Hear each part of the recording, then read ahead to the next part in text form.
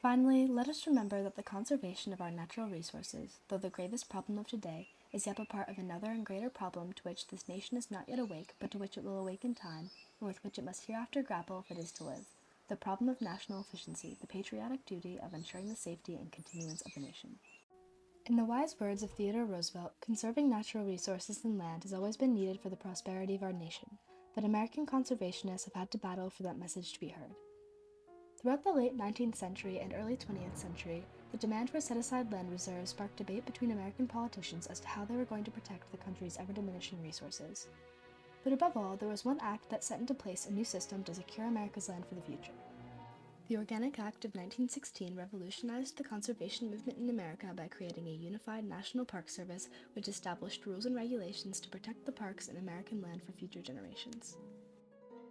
The Organic Act of 1916, setting the precedent for preservation in America. In the year 1849, after the end of the Mexican-American War, the Department of the Interior was created. The territory of the United States almost doubled, and a new government department was needed to manage all the new land. A few decades later, during the end of the Civil War, President Lincoln set aside some protected land in the Yosemite Valley and the Mariposa Grove of giant sequoias. The government finally had time to focus on managing all the new American land after the Civil War ended. The government created 15 national parks before 1916, but did not set aside any money to care for them. The parks were run by the military and had no unifying systems or practices. Along with these new protected forests, the post-Civil War was the start of a new industrial age. With this age came a high level of consumerism among American citizens. Americans consumed goods without a care for wildlife. The Second Industrial Revolution also came with a rise in leisure time and a new fascination with the West. Americans started to rapidly move west, and infrastructure was built to keep up with the growing number of people. The soil quality grew so poor the Department of Agriculture created the National Forest Service to help protect the forests. Also at this time, the preservation and conservation movements started to gain traction. John Muir, one of America's first preservationists, created the Sierra Club to encourage the exploration and preservation of the Sierra Nevada mountains. Throughout his life, Muir was fascinated by and admired nature. He had the typical preservationist beliefs. He thought the natural state of the world was superior to any human creation and should be preserved at all costs. He had a very different point of view from conservationists such as Gifford Pinchot, who believed the land should be closely managed to turn a profit. This debate led to arguments about who should monitor the land and how. Believing that Pinchot's views best reflected the ideals he wanted the U.S. Forest Service to have, Theodore Roosevelt appointed him chief in 1905, and Pinchot served this role for 5 years. The service's job was to be efficient in their use of resources while cutting back on waste and protecting the forest from harm. Despite the fact that Pinchot and Muir often argued, Roosevelt found a way to establish close connections with both of them. In 1903, Roosevelt and Muir spent 4 days camping in the Yosemite Valley, where Muir taught him about the values of nature. This trip stuck with Roosevelt as it inspired him to make wildlife preservation a persistent goal that he would strive to reach throughout his term. In 1906, Theodore Roosevelt signed the Antiquities Act, which allowed presidents to designate national monuments through executive action. The president could create as many national monuments as they wanted to later be turned into parks, but before they reached parkhood, no laws existed to stop the next president from taking back these monuments.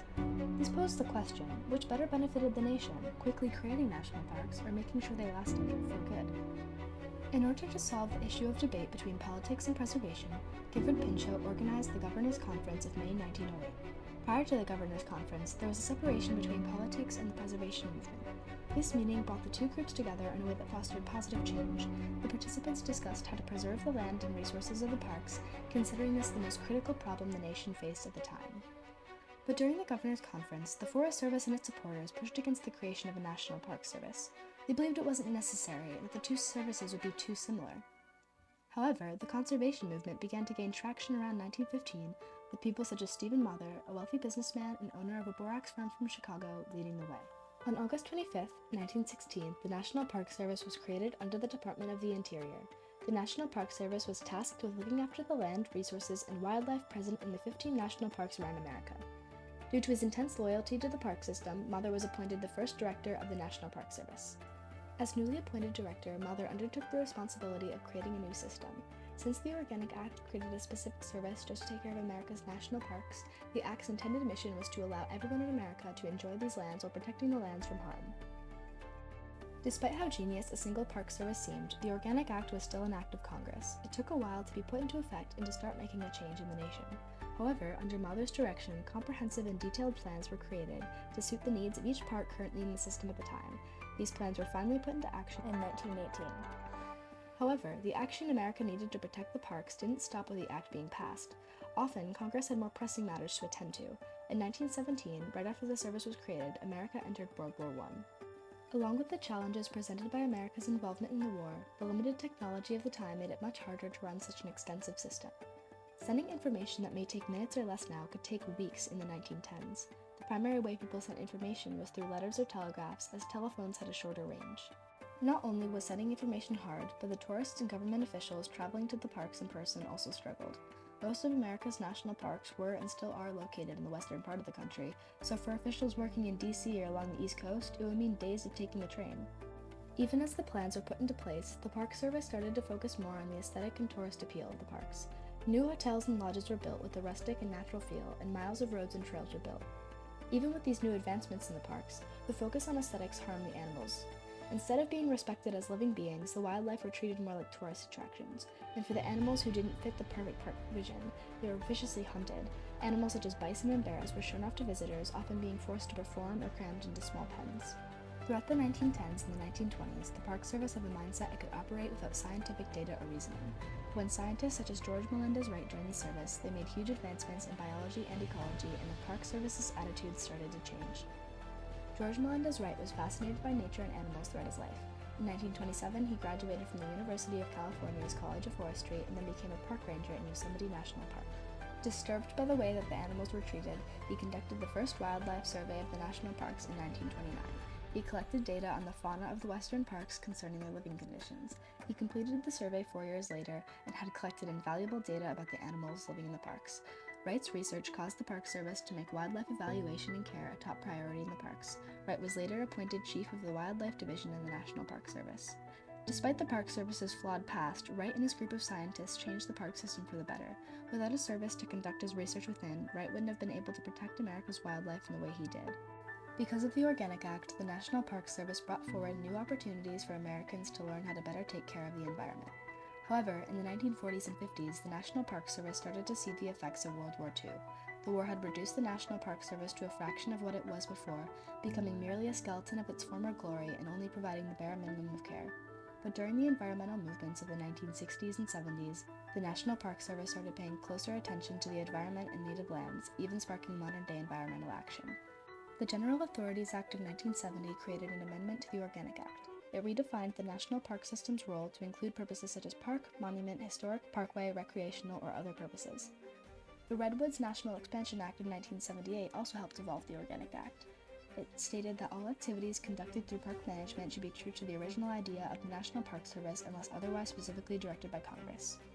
Arguably, the most groundbreaking example of how the national parks changed America for the better was the reintroduction of the gray wolves in Yellowstone.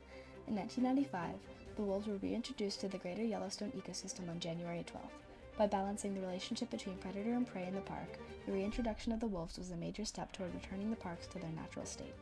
Today, the National Park Service continues to defend America's scenic, biodiverse, and culturally important lands against the challenge of climate change while preserving indigenous culture. While the service used to pay little to no mind to the indigenous people's homes they were uprooting or the land they were destroying, they are now taking steps to repair relationships with indigenous people and preserve their traditions and cultures, as well as conserve land for the enjoyment of every American citizen. Just like the Constitution, the National Park Service was made to evolve in order to fit America's needs. The National Park Service was made for democracy and continues to be a democratic service to serve both people and the land's needs. And it wouldn't be the service it is today without the Organic Act and all the conservationists and politicians who worked incredulously hard to create it and conserve its ideals. From its creation to now, over a century later, the National Park Service continues to educate and entertain Americans as well as protect land and wildlife. Because of the Organic Act of 1916, Americans from all over can enjoy nature uninterrupted and can be assured that their children will be able to do the same.